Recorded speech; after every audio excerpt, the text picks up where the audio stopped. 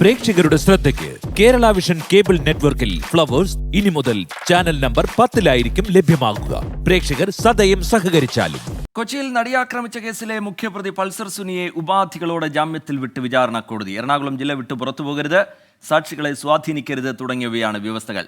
അനുമതിയില്ലാതെ വിചാരണ കോടതിയുടെ പരിധി വിട്ടു പോകരുതെന്നും നിർദ്ദേശമുണ്ട്.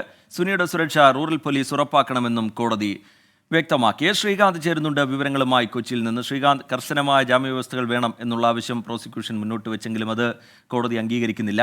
ജാമ്യവ്യവസ്ഥകൾ എങ്ങനെ കോടതി വ്യക്തമാക്കിയതെന്ത് ശ്രീകാന്ത്?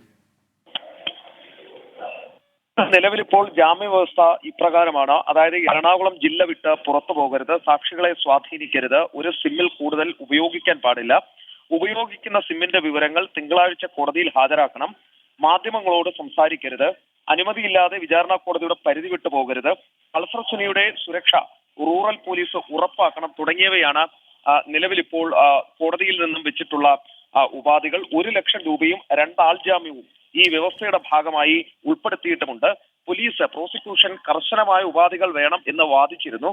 എല്ലാ ദിവസവും പൾസർ സുനി പോലീസ് സ്റ്റേഷനിലെത്തി ഒപ്പിടണം എന്നുള്ള രീതിയിലും വ്യവസ്ഥ വേണം എന്നതായിരുന്നു പോലീസിന്റെ ആവശ്യം. പക്ഷേ അത് കോടതി അംഗീകരിച്ചു കൊടുത്തിട്ടില്ല.